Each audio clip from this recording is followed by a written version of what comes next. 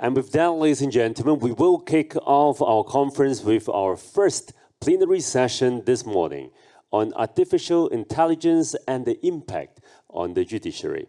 Now, we're very privileged to have three distinguished experts joining us for this discussion, and they will be coming up on stage in a short while. Now, they are Mr. Kevin J. Bowling, Chief Administrative Officer of IACA, Mr. Tan Kian Hui, Chief Transformation and Innovation Officer of Singapore Courts, and of course, Professor Giuseppe M. Fazzari from the Monmouth University, USA. Now, ladies and gentlemen, this session will be moderated by Mr. Kevin Bowling. Now, he is a certified court executive and was the trial court administrator and attorney referee for the 20th Judicial Circuit Court and the Ottawa County Probate Court in Ottawa County, Michigan. Now, he is currently the Chief Administrative Officer for IACA, a past president of the National Association for Court Management, co-chair of the COSCA NACM NCSC Joint Technology Committee, and chair of the Department of Justice Global Advisory Committee. Now, his work in the judicial system spans more than 45 years, with time spent as a court administrator, attorney, judicial educator, as well as court consultant. Ladies and gentlemen, I would like to invite on stage the moderator and our panel. Let's start with Mr. Kevin J. Bowling. Thank you.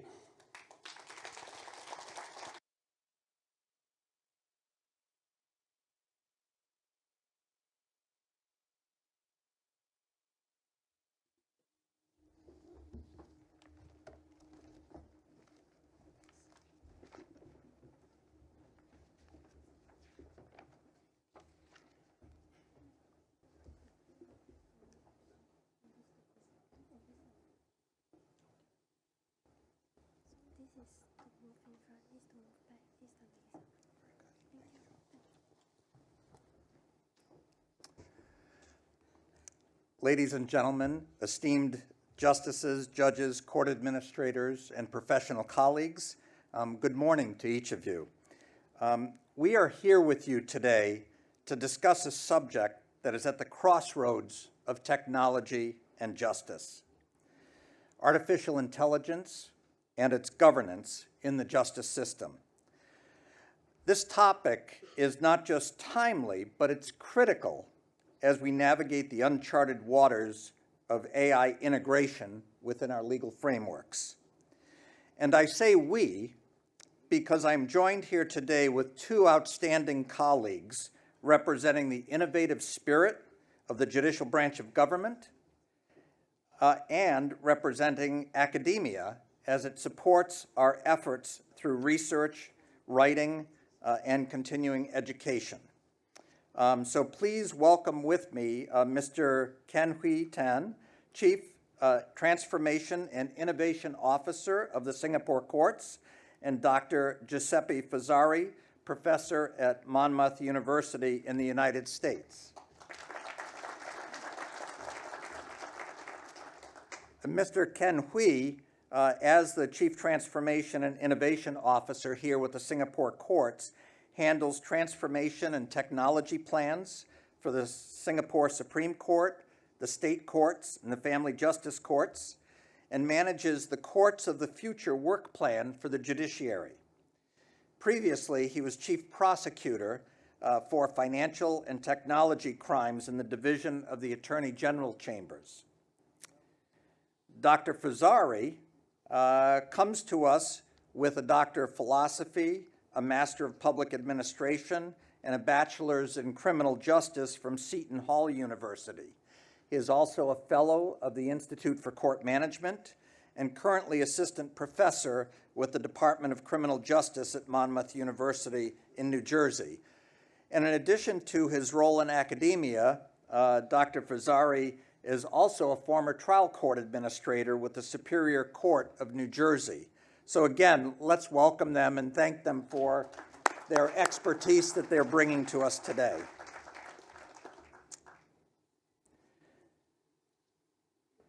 This opening panel simply begins the discussion of artificial intelligence that will continue throughout our 20th anniversary IACA conference, with many of our speakers touching on various aspects of AI. As a moderator this morning, I'll begin with a few comments just to set the stage, and will be followed by my fellow panelists. We've intentionally reserved some time for some of your questions, and we look forward to your active participation. So let's begin with your participation with a show of hands. How many of you have used AI in your personal lives? Maybe you've asked Siri or Alexa for directions or used a translation app. Raise them high. So many of you have already exposed yourself to the world of AI. So join me for a moment, just pausing and imagining a world where case backlogs are a distant memory, where evidence is analyzed with unparalleled speed and accuracy, where sentencing decisions are guided by data-driven insights, and where access to legal information is readily available to everyone, just as the Chief Justice mentioned in his remarks and the need for that. This is the promise of AI for the justice system. From docket management to risk assessment tools, AI is already being used to improve efficiency, to reduce bias, and enhance fairness in courtrooms worldwide. And AI has the potential to revolutionize the justice system in several ways. It can process vast amounts of data at speeds unimaginable to humans.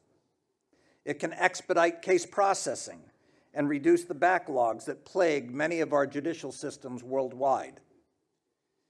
AI can assist judicial officers with the management of digital evidence and may soon help with the identification of false or misleading evidence like deep fakes. It can assist in ensuring sentences are consistent and fair, reducing human bias. So let's pause again. Think for a moment about your own experience in the courtroom or with managing cases. Have you ever felt overwhelmed by the sheer volume of information? What if an AI assistant could help you sift through that data and find the most relevant pieces? While the benefits are compelling, AI in the justice system also raises several ethical concerns. For example, AI systems are only as good as the data they are trained on. If that data contains bias, the AI will perpetuate that bias. Also, AI algorithms can be complex and opaque. So how do we ensure transparency in their decision-making process? And of course, there is an issue of accountability. Who is responsible when AI makes a mistake? Is it the developers? Is it the users? The judicial system? Perhaps it's you. The ethical considerations surrounding AI in our legal world are complex and require careful navigation. This is where AI governance comes in. It's about establishing clear rules, guidelines, and safeguards to ensure AI is used in a way that aligns with our values of fairness, transparency, accountability. AI governance is not a one-size-fits-all, but it requires collaboration between governments, judicial bodies, technology developers, and civil society. And I'm not quite sure what happened with the slides, but they seem to be controlled by AI and taking over the world. So could we go back to the artificial slide, please? You're faster than AI. That was quite interesting to see that, because I wasn't quite ready for that yet. Human error. Okay. So, to understand why AI governance is important, we need a common understanding of what AI is. And this may be familiar territory to many of you, But it's important that we establish that base of understanding and know that AI is simply a machine that displays intelligent behavior, such as reasoning, learning, and sensory processing. It involves tasks that historically have been limited to humans and intelligent animals, like decision-making and problem-solving. This umbrella, as we get to it now, encompasses some of the current AI technologies like machine learning, natural language processing, and expert systems. My point here is that AI is not one thing. It is many things, and it's important for us to keep that in mind. As just one example of generative AI, ChatGPT was released to the public in 2022, and it came out with mixed reviews due to some great assistance it could offer, but also several issues, like we've all heard of it making stuff up, which later became known as hallucinations. By 2023, generative AI had made incredible strides forward that increased the ability to read, summarize, annotate, analyze, and even pass legal bar exams. Now in 2024, there's a much anticipated ChatGPT 5 that's expected to perform significantly better and reduce hallucinations. And of course, ChatGPT is just one example of generative AI. There are many others like Microsoft Copilot, Google Gemini, Perplexity AI, and others. It's also important for us to remember that generative AI is not limited to text generation, but it also includes the development of computer code, images, video, music, and much more. So as we think about what AI is and how it becomes more ubiquitous, and we find it working its way into the halls of justice, we should ask ourselves this question: why is AI so different from previous advancements which courts have readily adopted? There are many viable answers to this question, and one obvious reason is just the enormous global investment in AI. From my readings, it seems as though nearly $100 billion has already been invested over the past 10 years, and there's an anticipated annual investment of $50 billion going forward.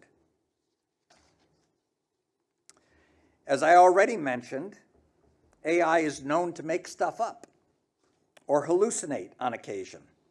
This has been a significant concern in legal and court circles.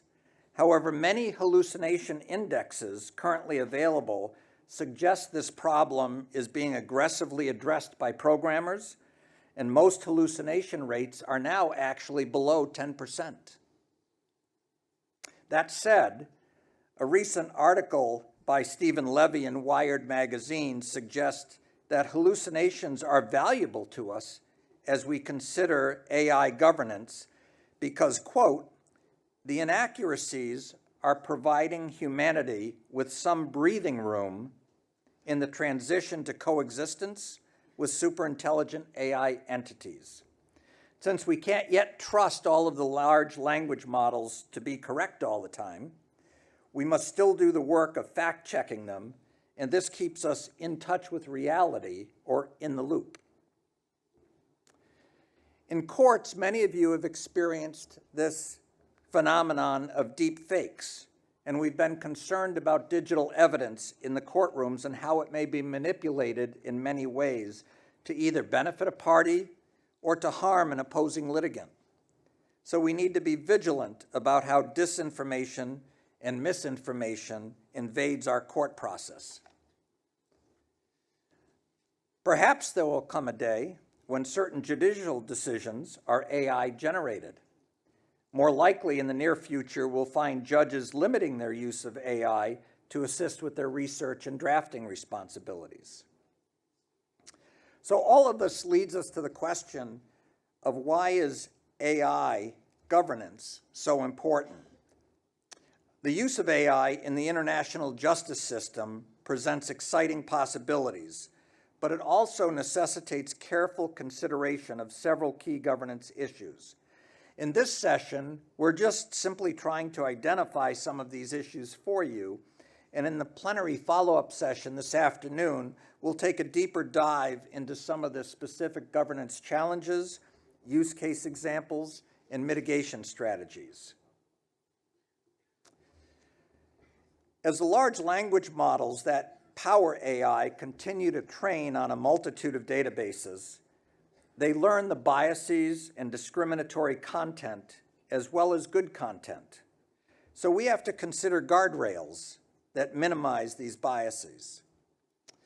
Knowing that many AI algorithms are like the unknowable black box, how do we ensure transparency necessary to engender public trust and confidence in the judicial system? And moving forward, will our governance strategies include humans in the loop, or humans on the loop, or humans out of the loop? Simply meaning, will human interaction and instruction be essential for the application of AI, or will some AI work entirely on its own?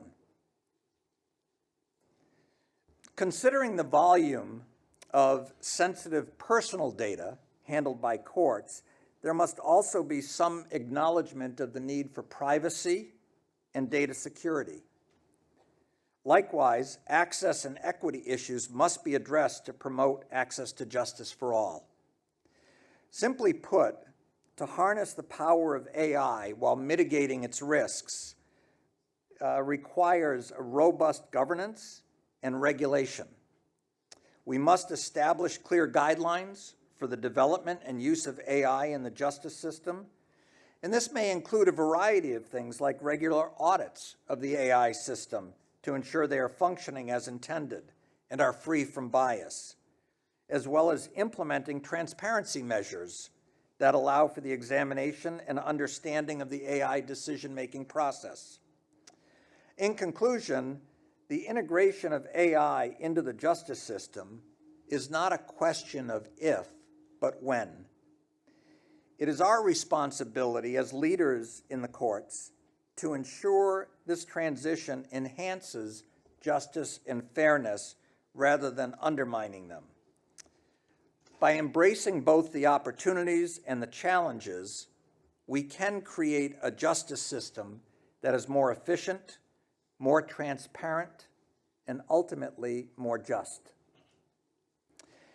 And now, please join me in welcoming Mr. Ken Hui, Chief Transformation and Innovation Officer for the Singapore Courts. Thanks. Good morning, Chief Justice Menon, CJs, President Palmer, Chief Executive Judica, judges, friends. I have the task today of trying to explain some of the experimentation that we've gone through. I have shown on this slide 9 different aspects of AI as applied to legal tech that I am going to breeze through. I will not be able to comprehensively explain every single one of them, but I hope to give you a flavor of some of the considerations in respect of each of these areas of applied AI in legal tech, and hopefully this will spark greater and deeper discussion as to each of these. I start first with summaries of cases. And this is one area that we think is actually reasonably reliable. You can now feed a AI, or large language model, the material in a case and ask it to generate for you a summary, to explain to you, to give you a sense of what this case is all about. And it is my assessment is this is reasonably reliable. It's fairly mature. You cannot expect it to be 100% comprehensive, but it is highly usable to give you a quick flavor of what a particular case is about.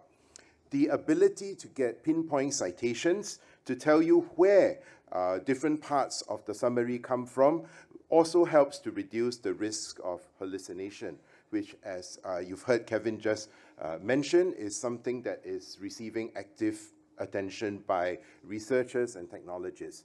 But the key word here is reduce. Kevin says that hallucinations may be down to 10%. That may be so. It might be even better than 10%, but it will never be eliminated. A lot of technologists have acknowledged that hallucinations are, in a sense, a feature and not a bug of this technology. The next big area that I want to talk about is the ability to talk to the evidence. And this is the second area that I should give a quick example here. This is an open source of emails by a now defunct gaming developer called Atari. And you can speak to this entire collection of emails and ask it to tell you details about the intended purchase of a piece of property in San Jose. And it's able to sift through tens and thousands of emails and identify just the relevant emails and give you a succinct summary of what that proposed transaction was all about, what was the timeline of that transaction, and what happened eventually where that transaction is concerned.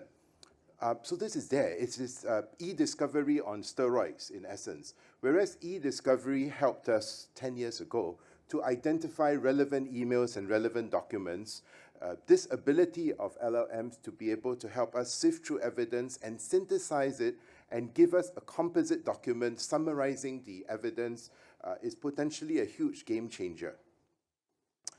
The next big area I want to talk about is scheduling cases. Court administrators in particular may want to know, can I be better at scheduling cases with the use of technology? Now, in this respect, I show you on screen here something that is not specific to anything that we've built in Singapore yet, but something which is available, and that is a feature in technology called smart scheduling, where potentially you can use technology, you can use algorithms to help you optimize the time spent and to minimize the amount of unscheduled time and unassigned time. You can optimize court usage, you can optimize the time of judges much better if you have such technology. But the key thing here is this is not really a particularly good use of generative AI. It is instead something that can be done with a lot of algorithms and constrained programming techniques that is available, but it is nevertheless something that should still deserve a certain degree of attention, but it's often talked about in the rubric of artificial intelligence, and so it is something that I think deserves attention. The next big area that I'll talk about is the ability to help unrepresented litigants prepare for their cases. And Chief Justice Menon mentioned this a little earlier, and the use case here is to be able to help unrepresented litigants benefit from generative AI to help them perhaps organize their thoughts and materials to prepare for their court hearings.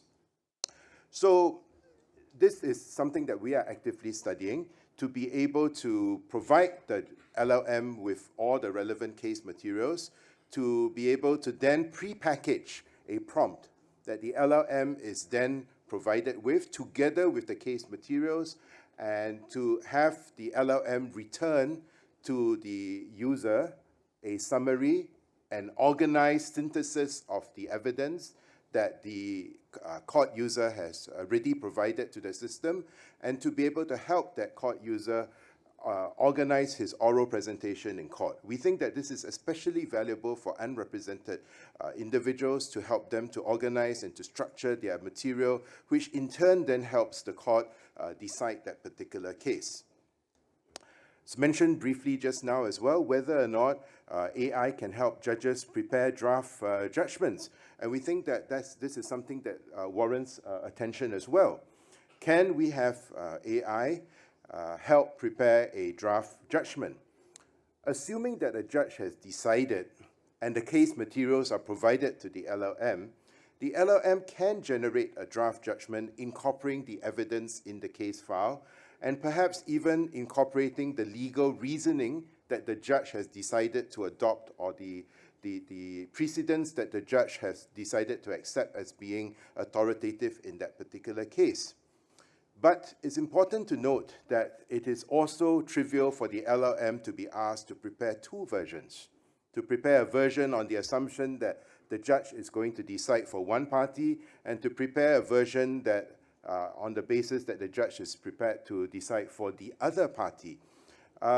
This is really not a problem with technology. It's a problem with usage, right? Should judges be asking the LLM to generate 2 versions, and then the judge will treat it as dinner reading material and decide, I like version A better than version 2, so tomorrow I'm going to go back to my office and I'm going to issue version 1, right? That is really not a problem with the technology. The technology is agnostic in that sense, but the problem here is perhaps in the prompt, right? What is the judge going to prompt the LLM to write? The next big area that I'll talk about is legal research. We hear quite a lot about it, and some of the technologists have done wonderful things in preparing tools to help use AI to augment their legal research tools. And our current assessment is that this is useful and fascinating, and it's becoming mainstream in a lot of the legal research tools that legal research providers are making available right now. It is useful and fascinating, but the results can vary depending on how the prompt is crafted. So what I'm showing on screen here, which I'm sorry you can't read this, but I'll just give you the gist of this. Essentially, with 2 different prompts, right, I'm able to get 2 different conclusions in the legal research note that the LLM generated in this case, right? Essentially the same factual matrix, but just by tweaking my prompt a little bit, not deliberately, but just by phrasing my prompt slightly differently between the version on the left and the version on the right, I get different conclusions or different summaries in the red boxes there. Right? So in terms of the analysis, in terms of the cases that are cited, it's credible. It sounds logical, but is it right or is it not right? Right? So that is essentially where the humans perhaps still have a role. We have much more positive examples. For example, it can be extremely accurate. In this example, we use a LLM against an actual case that was heard in the Singapore Court of Appeal, and we gave the query, the prompt up there on the top left corner, and the outcome that the LLM came up with, or the LLM proposed as the legal research note, was essentially the same outcome as the Court of Appeal decided earlier this year. So in terms of legal research, we think that this is extremely useful and quite fascinating. But again, perhaps some of the notions that these tools reduce the need for law firms to hire yet another associate. They can reduce and remove the need for legal associates to do basic legal research. Perhaps that might be a little bit optimistic. The 7th area I will talk about, again, very briefly, is access to justice. Can we use LLMs to help improve the quality of what unrepresented litigants write, or what unrepresented litigants reduce into writing when they submit their case to court? So not all court users are equally adept in their use of language. So we can, and it's actually fairly trivial for us to do so, we can actually use an LLM to help improve what is submitted by the litigant in person. So this is an actual example of something that was submitted to us in a court filing. It is a little bit difficult to understand the flow of what the individual was complaining about. But if we send it through an LLM, we can end up getting something that is a little easier to understand, a little bit more coherent, and substantially the same, but just easier to follow. But I would stress, and I cannot stress this enough, that the user should be in the driver's seat where these things are concerned. Because if the user submits one particular version of what he says his case is all about, and the LLM says, well, would you like this other version? It has to be done very carefully so that the user knows that if he chooses to, that is because that is his active choice to use this alternative formulation, and that he doesn't think that it substantially changes what he is asking or what he is saying to the court. The next big area that I'll talk about, which receives a lot of attention, is chatbots. So we've read a lot about chatbots. I'm not going to go over all the examples that are on screen. The instinctive assessment by a lot of people once you are introduced to the possibility of LLM since the end of 2022 is that this would be fantastic to help access to justice use cases that would help citizens get better understanding as to what their legal rights and obligations are. That was our initial assessment as well at the end of 2022 and in early 2023. We carried out quite extensive experimentation, and our current thinking is that it is actually not ready. It is not something that we would use in any public-facing effort because the use of a chatbot is just currently still extremely risky. There is not so much a risk of hallucinations, but a risk of inaccuracy, and it's quite different, okay? The hallucination is something that's entirely made up, but inaccuracies are much more nefarious. An inaccurate answer could simply be because you have misunderstood the prompt or the user has keyed in the wrong prompt. So in one example here, the lower right-hand side of this screen, we asked a chatbot, which is fed on our rules of court, we asked a chatbot, how long do I have to appeal a decision? And the answer given was 14 days. But if you ask that same chatbot, I understand I have 28 days to appeal a decision. The chatbot will come back and tell you, yes, you have 28 days to appeal a decision. And that is actually accurate because there are some types of cases where you have 28 days to appeal the decision. So the problem lies in the prompts given by the user, and because of that, and because you cannot control how public users are going to use your chatbots, the risk of inaccuracy arises not just in the training data, but also in how users use these chatbots. So our current thinking is that it is extremely risky to allow citizens to directly access chatbots that are fed on legal material. And alternatives that we have tried to implement include guided process flows or some other way of coding answers that we might want to give to citizens. The ninth area that I will talk about is something that is very dear to the hearts of many of us in this room as well. Speech-to-text and translation use cases for AI is something that has gathered a huge amount of excitement simply because, you know, we've been told by many technologists that the mission has been accomplished. We now have human equivalent automated transcription being available. That's true, but only to a point, right? And so you hear the headline news is that, well, you know, we have human equivalent capabilities. You are able to get an error rate that is similar to what people get when you have a human in the courtroom. But the reality is a lot more, sorry, this is not the correct deck, I'm afraid. The reality is actually a little bit more nuanced than that.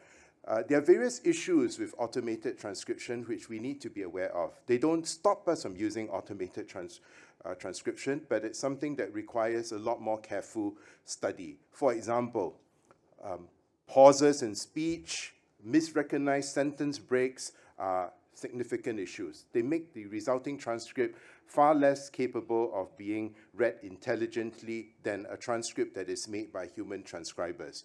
You can apply AI to do post-processing so that the recognized text is then processed so that it deals with all these verbal fillers, the ums and ahs, the sentence breaks.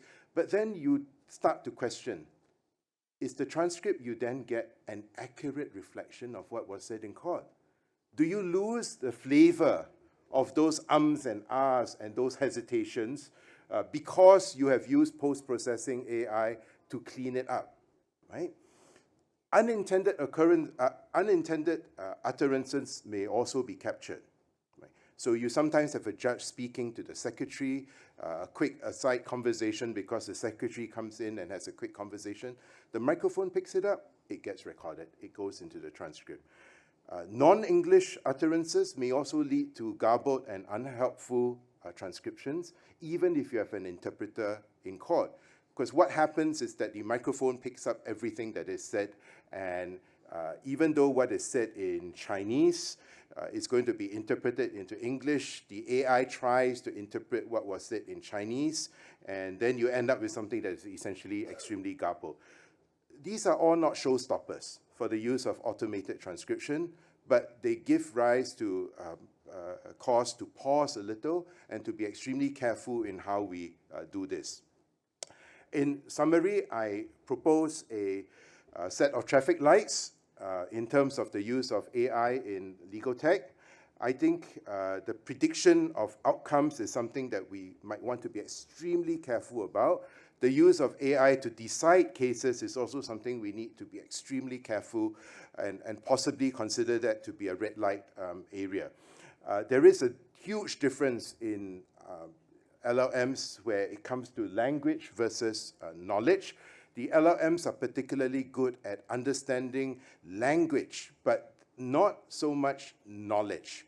So just by way of example, if you have 100 years worth of legal precedent on one particular area of law, and then you have a decision that overturns 100 years of precedent, the LLM is not going to easily pick apart the legal significance of that new decision. It simply is not geared to understand it as a form of as knowledge, as a game-changing new decision by the highest court of the land that has overturned 100 years of precedent. Right? The preponderance of language in the model would still point to the 100 years of precedence. The AI also will not easily understand hierarchies of court. And ultimately, when it comes to predicting of outcomes, we need to ask ourselves, so what? So what if the AI tells you that there's an 80% chance that the plaintiff is the one that should win this case and not the defendant? What do you do with that number, right? So I propose that those should go into the red zone. Well, in the amber zone would be the access to justice use cases that I've talked about a little, and also the possibility of using AI to help draft documents, both in court and out of court. I would also say well within the green zone, and this is perhaps the areas that are already receiving a lot of attention, would be the use of AI to do evidence review, to generate summaries, and to do speech-to-text transcription. Finally, I would propose 4 quick takeaways. The AI that we are seeing is not Skynet. It's not going to take over the world. It's not going to take over the job of all judges and court administrators. Hallucinations are in some degree a feature and not a bug of this technology. The third takeaway I would propose to this meeting is that very often the right technology may not be AI, and very often the right technology may not be technology. For certain things, for certain access to justice problems that we all want to solve, it could be that for those, the solution is something that is high touch and not high tech. And finally, a quick word about what I call the snowflake scenario, where a lot of people say we need to build our own model. It's very important to understand these large language models are massive. The idea that you have a significant body of text that can usefully result in a separate, distinct model requires very careful discussion with technologists to understand exactly what it takes to create a model. Even OpenAI has, in just the past few days, mentioned that they seem to be hitting a wall when it comes to scaling of the size of LLMs, and scaling may not be the be-all and end-all. You can't just throw more data at it to get a better AI platform. And they are working into baking in logic and reasoning into AI rather than relying just on large language models. Sorry, I've probably spoken for a little bit longer than I should have, but I've come to the end of my presentation. I look forward to the discussion to come. Thank you. Thank you very much, Ken. We appreciate that. And one of the things that we've learned in the court world as we've begun to explore AI and AI governance is the very strong need to bring people with technology backgrounds and skills and perspectives like Ken to the table when we're making policy. That we should not simply be looking at guidance and policy in a vacuum with the traditional decision makers of panels of judges only, or perhaps judges and court administrators. We need to bring the technical expertise into the room with us when we're having these conversations. So another thing to think about. And now I'd like to turn the podium over to Dr. Fazzari, who's going to talk a little bit about his area of expertise and research in the human capital and how this important human and AI collaboration impacts what we do in this space. Okay, thank you. So I know what many of you are thinking. This man looks very familiar. And the answer to that is yes, that was me on stage yesterday. Doing that terrible rendition with those fantastic performers. Yes, that was me. That was me. I did not expect it, else I would have dressed more proper. Okay, but thank you, Chief Justice, President Palma. It's a pleasure to be with all of you this morning. I'm going to discuss with you, I'm going to give you basically what is, I consider the 10,000-foot view of what this AI means to us with respect to the human capital of the court. So when I was thinking of this and I was invited to this plenary, I couldn't help but think of Huxley's book on Brave New World. And so I changed it to Brave New Courts. And the implications of this, what I'm going to call is the human-AI collaboration. And the reason I call it a collaboration is because AI is not going anywhere. It's here to stay, and for the long term. And so I know that the courts are not often regarded or defined as being a business. Sometimes it's referred to as a dirty word, business, but that's in fact what the court is. It's actually in the business, I would submit to all of you, of dealing really with the most important commodity of anything, and that's people. And so just like the Chief Justice mentioned about the court really being required to be in this brave new world, brave new court, to be agile, to adapt, and to be proactive. And the court being in this people business, the court, therefore, is only as good as the people the organization employs. And so it's very important for us to consider that as we think of this human capital piece.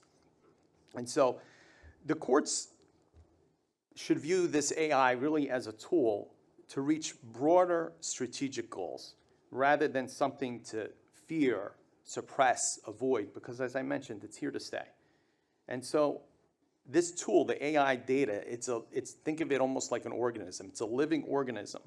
And being living, it's going to continue to be scraped and get smarter and smarter and faster and quicker. And so it will learn more quickly as time progresses, as the burgeoning of technology continues to advance. And so we have to, knowing all of that, it is imperative for all of us to really be custodians of our own data sets. And you will find that Kevin talked about the massive amounts of money that's going to be going into this technology. But just with respect to the HR piece, you're going to find that over the next 3 years, just the next 3 years, just the technology markets that's devoted to human capital, to the human resources piece, is supposed to grow by more than $36 billion just in the next 3 years. And so it doesn't take a lot of guesswork to then therefore know that the priority of investments in terms of business to optimize those business processes and reduce costs, they're really going to take the priority. AI is going to take the priority. You could take a look at the markets now where AI is really driving the upswings in these markets. It's all based on AI, and that's only going to increase. And so that is to say that we're going to rely more heavily on it, is the bottom line. And so like I tell my students, I tell judges and court executives that have attended trainings that I've done, think of this AI really as everything is baseball. It's sabermetrics. It's data-driven applied to the human capital piece. And just in all sports in general, who the person decides to play, what position, the matchups, all those things are no longer done by gut instinct. They're done by this data-driven component. And so it's evidence-based decision-making. And you will see that when you study after study, if you see survey after survey in terms of the HR professionals that are dealing with this, 2/3, more than 2/3 of them, those professionals, indicate that they're going to see value in artificial intelligence. They're not going to suppress it. They're not going to fear it. The idea is to, again, be agile with it, learn to adapt. And so I've broken this down essentially into 9 key points. And we're going to do a deeper dive in this in the plenary session, follow-up session. But the 9 key points as AI relates to this human capital piece. So the first piece is this bias mitigation, as I refer to it. And this is where AI is going to be designed, and if implemented, the operative word there is if implemented correctly, it can help reduce our human biases in hiring, promotion decisions, by focusing on that evidence-based assessment, no longer by instinct, our sort of own prejudices and our preconceived notions of things. Number 2, the engagement and retention. This is where AI tools are going to analyze employee feedback and engagement data to identify the trends and the areas for improvement. So this will allow HR professionals to improve and develop targeted strategies for enhancing employee job satisfaction and retention, to keep the best people with us, to recruit the best people, and to maintain that industry and that organization within the court. Number 3, performance assessment. This is where AI is going to provide you with real-time performance analytics so that the evaluations, again, are made more objectively. And this is going to help the court to identify the high performers and the areas where the employees may be lacking, where you're going to need more professional development opportunities. You're going to need a little bit more care in taking care of and providing that additional support or training that they may need. So number 4, enhancing the employee experience. Here, the AI, this is where AI-driven, and my colleagues here mentioned with respect to chatbots and virtual assistants that will provide employees with instant access to HR information internally. So if you're an employee and you're looking for, what's the policy on that? What's the procedure on that? I recall us doing a program on such other thing. The AI chatbot will be able to deliver that information to you instantaneously, and improving, again, overall the employee experience and satisfaction with the organization. 5, AI using to recruit. This is where AI is going to be able to identify, target, and track to ultimately shortlist candidates and to provide you with a vastly more efficient process by providing workforce planning and analytics, predicting those future needs that the court is going to want to have, personalizing learning and development within the court, customizing and tailoring those learning experiences that enhance skill development and ultimately the career growth of our people. And finally, facilitating the recognition of patterns and trends, helping to identify those candidates that are most likely to excel in specific roles. So not trying to build on any kind of weakness, but instead, rather, as an alternative, is to see the strengths of your workforce and building on those strengths. Empowering efficient decision-making. So this AI will take what would ordinarily take us many hours, scores of hours, months, to basically minutes. So this automation will take routine HR activities, minimize human error, enhance the fairness and hopefully the accuracy of these processes. This is particularly important for those small and mid-sized courts, those rural courts, where you have fewer persons who may be exclusively assigned to these tasks to free them up. So the way I kind of think about it is we want AI to do the laundry and the dishes so that we could paint, write, and devote more of our time to that creative space. That's essentially the goal. That's what we're looking to do. So when we say routine tasks, those things that are tedious, the things that we don't want to do, that take a lion's share of our time, getting AI to provide us with that ability to give us better use of our time by automating those routine tasks. And some of those routine tasks, obviously, payroll processing, benefits administration, compliance tracking, and the like. 7, ethical issues and challenges. So you can't get through albeit a brief discussion about this without talking about some ethical issues and challenges. So they're really sort of 4 key points with respect to this. First, and my colleagues alluded to some of this, giving wrong information. So somebody's looking up something in our system, and the AI gives it wrong information. Remember that AI builds on existing data. So those models learn from existing data. So if the data is wrong, garbage in, garbage out. The other important piece is what I mentioned in terms of recruiting, targeting, tracking. All of this requires the system to collect very personal, private information. And so collecting and analyzing that personal data actually obviously raises questions of privacy, right? So the courts really need to be transparent about their AI usage to the public, not being fair, but also giving the appearance of being fair and being proper and judging it correctly and saying that you're taking these robust measures to protect employee and candidate data. And finally, think about the experience of the candidate's interaction with this machine. So if you're, over the course of doing this recruitment process, I have a colleague of mine whose daughter recently interviewed with a major software company. And the first and second interview were completely AI. So she was interviewing with basically the machine. And so this kind of brought to mind, how would that experience feel? Would it make you question whether the responses were genuinely understood and valued? Of course, you're being transparent. You're not speaking to a human being. So how does that, from the outsider looking in, how does that make the candidate feel? Would the candidate want to work for such an organization where there's such a quote-unquote disconnect, even though the AI seems human?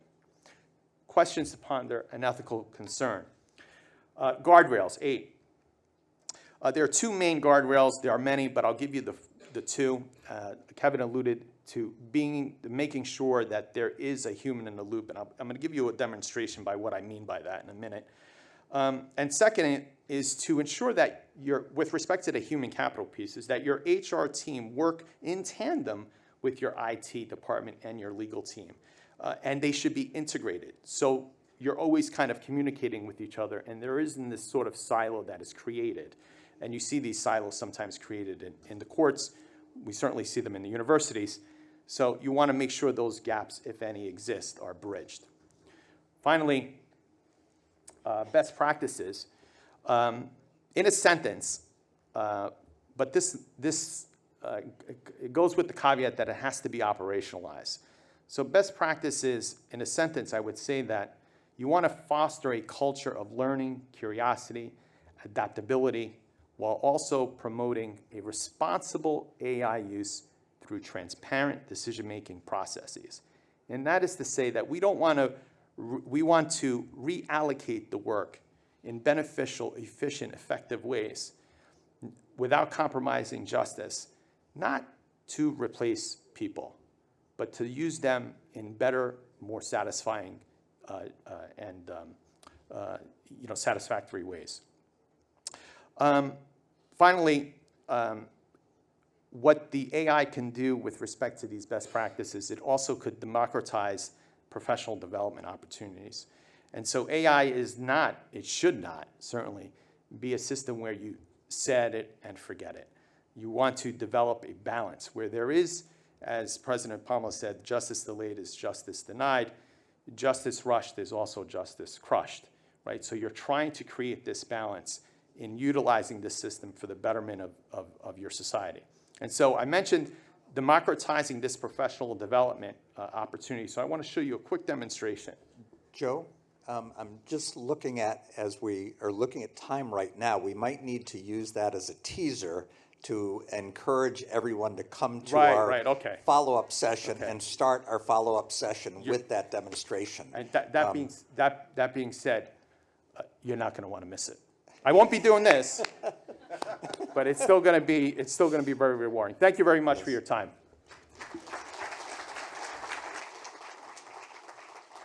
Thank you. Let's give both of our panelists another round of applause for. And the demonstration that Dr. Fazzari has prepared for you is worth coming to. So hopefully you'll come and join us for that. We just wanted to mention very briefly, because we are out of time, we have gotten the stage hook over here. In your materials, there are a number of resources that we included links to. And if anyone wants to get involved with a discussion this week about any of the resources that are available here,